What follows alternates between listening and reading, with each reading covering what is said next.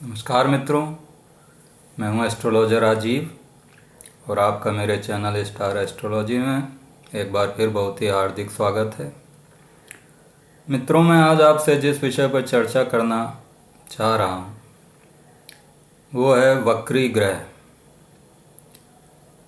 अब आइए दर्शकों, सबसे पहले ये समझ लेते हैं कि जो वक्री ग्रह हैं वो कौन कौन से होते हैं और कौन से ग्रह वक्री नहीं होते हैं। अब इनमें दो प्रकार के ग्रह होते हैं जो उनकी गति होती है, एक तो मार्गी और एक वक्री।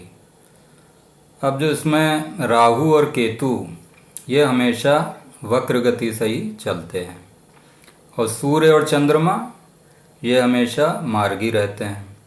तो इस प्रकार चार ग्रह जो हो गए, राहु केतु ये तो हमेशा वक्री चलेंगे, ये कभी मार्गी होते ही नहीं, हमेशा वक्री चलते हैं। और सूर्य और चंद्र हमेशा मार्गी रहते हैं, ये कभी वक्र नहीं होते हैं। और बाकी के जो पांच ग्रह हैं वो मार्गी भी चलते हैं और वक्री भी होते हैं।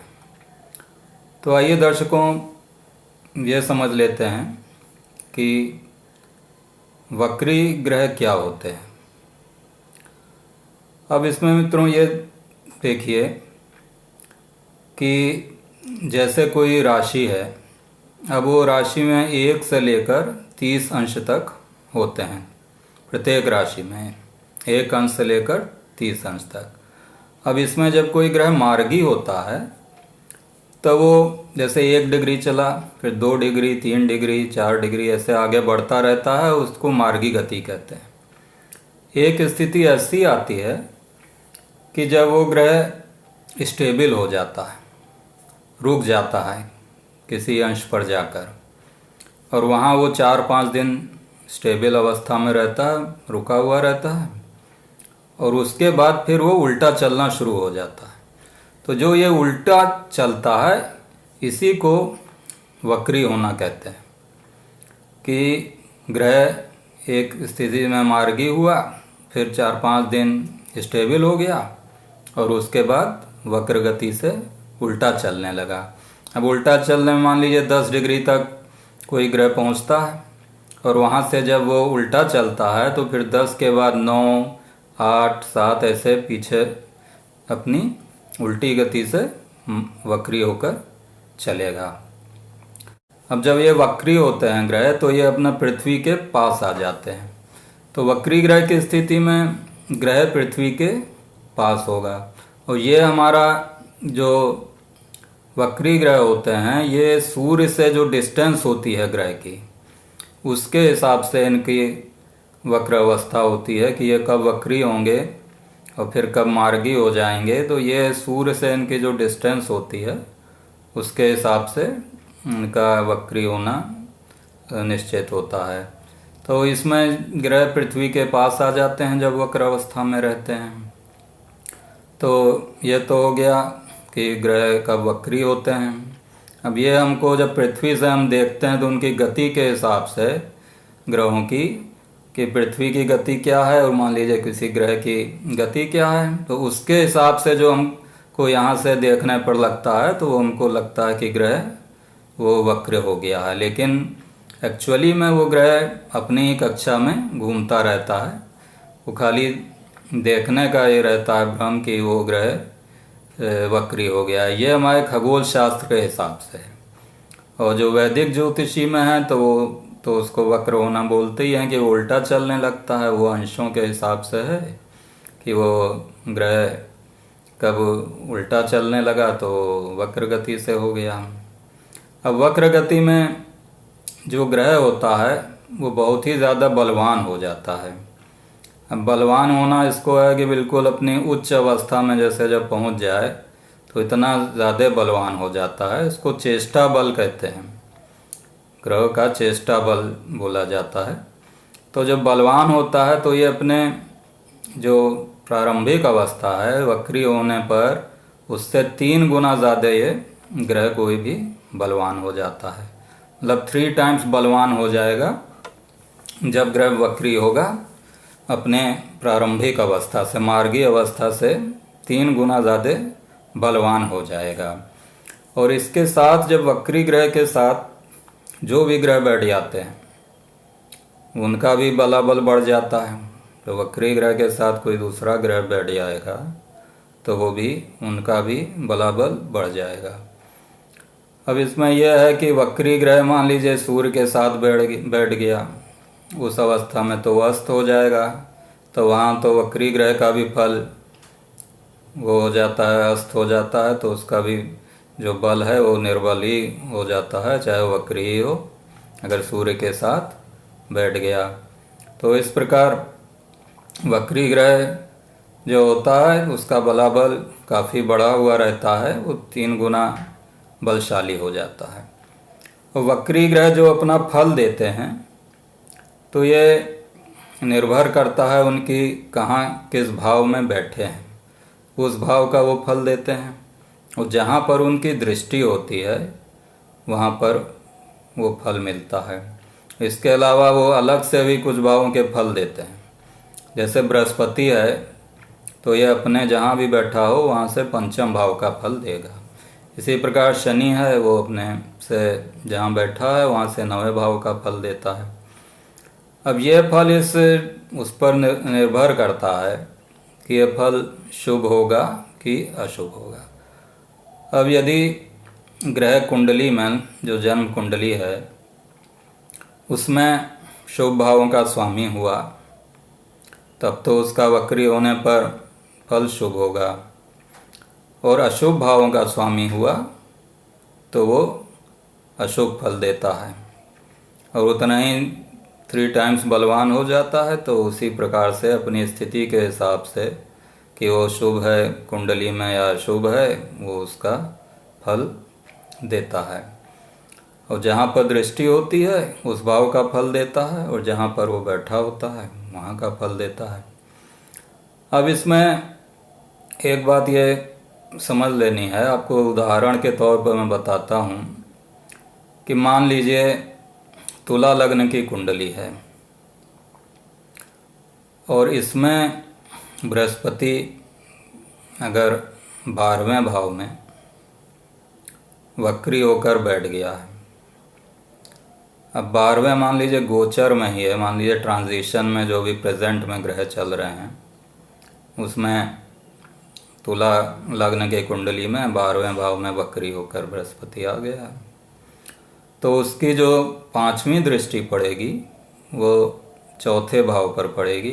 4था भाव जो है वो घरेलू सुख, मानसिक सुख और वाहन आदि का होता है। तो जो 5वीं दृष्टि 12वें भाव से पड़ेगी बृहस्पति की, वो 4थे भाव पर पड़ेगी।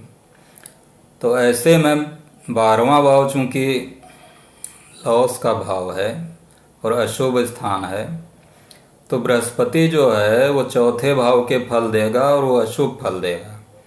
अब 4थे भाव के फल मान लीजिए वाहन से संबंधित हो गया, या घर का है तो घरेलू हो गया, या घर से संबंधित आपके कोई भी घर से संबंधित या वाहन से संबंधित कोई खराब फल दे सकता है अगर 12वें भाव में वक्री होकर बैठा है।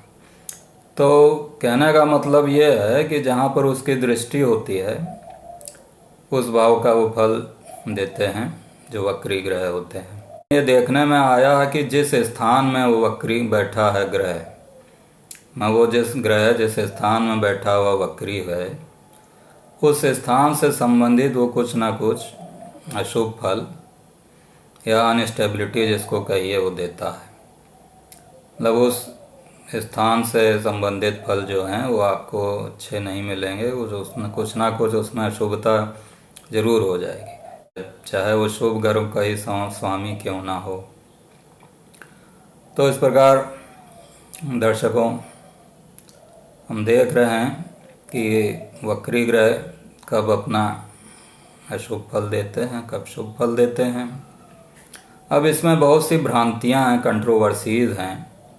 इसमें कुछ कहा जाता है कि अगर कोई उच्च का ग्रह है और वो वक्री हो गया तो वो नीच ग्रह के समान फल देगा, और यदि कोई नीच का ग्रह है और वो वक्री हो जाता है तो वो उच्च ग्रह के समान ही फल देने लगेगा।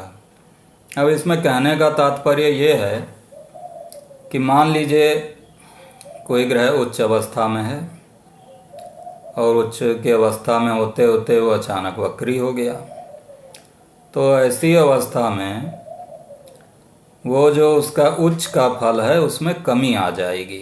वो ये ज़रूरी नहीं है कि वो एकदम नीच ग्रह का जैसा ही अचानक से फल देने लगे, कि एक तो मान लीजिए बहुत शुभ फल दे रहा है कोई उच्च का ग्रह, फिर नीच हो गया तो एकदम से वो अशुभ फल देने लगेगा। बिल्कुल ऐसा नहीं होता है, बल्कि उसकी शुभता में कुछ कमी आने लगेगी और वो कम शुभ हो जाएगा।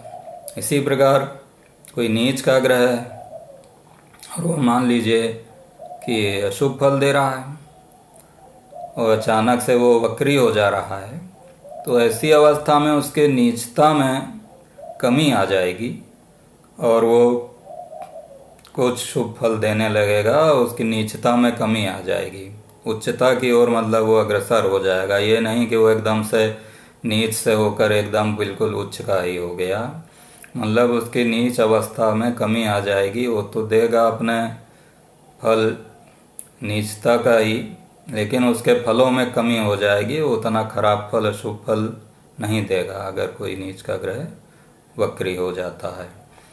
तो इस प्रकार ऐसे ही इसमें बहुत सारी भ्रांतियां हैं। कई विद्वानों का कोई मत है, कोई कहते हैं कि नहीं, अगर नीच का ग्रह वक्री हो गया तो उच्च का फल देने लगेगा। बहुत कहते हैं और उच्च का है वक्री हो गया तो नीच का फल देने लगेगा। लेकिन इसमें बहुत सारी भ्रांतियां हैं, विद्वानों के अलग अलग मत हैं। इसी प्रकार एक मत यह है कि जब वक्री ग्रह हो जाता है तो जिस राशि में है, वो जिस भाव में है, उससे पहले के भाव का फल देने लगता है। कि मान लीजिए कोई 12वें भाव में वक्री हो गया तो 12वें भाव का फल ना देकर वो 11वें भाव का फल देने लगेगा। लेकिन ऐसा नहीं है। जो ग्रह जिस भाव में होता है वहाँ वक्री हो जाता है तो वो उसी भाव के फल देता है।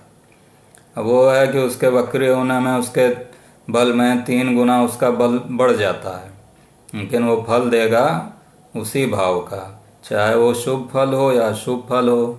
ये तो उस पर निर्भर करेगा कि वो कुंडली में किन भावों का स्वामी है, शुभ भावों का स्वामी है या अशुभ भावों का। अगर शुभ भाव का स्वामी होगा तो वो वक्री होने पर शुभ फल दे सकता है, और अशुभ भावों का स्वामी होगा तो वक्री होने पर वो अशुभ ग्रह जो होगा वो और ज़्यादा बलवान हो जाएगा और अपने से संबंधित या जिन भावों का वो स्वामी है उन और जहाँ पर उसकी दृष्टि है, जहाँ वो बैठा है, उन भावों से संबंधित वो खराब फल देने लगेगा।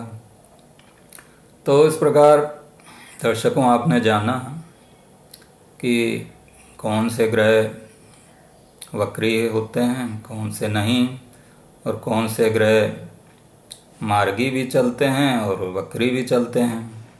और इसमें बहुत सी कंट्रोवर्सियां हैं और इसके बारे में अभी तक कोई भी जो हमारे ग्रंथ हैं उसमें भी थोड़ा थोड़ा मतभेद है। किसी में कुछ लिखा है, किसी में थोड़ा कोई डिफ़र करता है। और इसी प्रकार विद्वानों में भी मत है, कोई कुछ बताते हैं कोई कुछ। लेकिन मेरे विचार से जो मैंने बताया उसी प्रकार से मेरे अनुभव में यही आया है। तो दर्शकों आपको मेरा वीडियो ये पसंद आया होगा और आशा करता हूँ कि आप अपनी कुंडलियों में और जिन भी कुंडलियों को देखते हैं उसमें देखकर पता लगा सकते हैं कि वक्री ग्रह है तो उस अवस्था में क्या हो सकता है, उसके क्या उपाय किए जा सकते हैं, वो भी देखकर पता कर किए जा सकते हैं कि कौन सा ग्रह वक्री है, कौन शुभ फल देगा, तो उसके क्या उपाय होंगे। तो आशा करता हूँ कि आपको मेरा ये वीडियो पसंद आया होगा। बहुत बहुत धन्यवाद।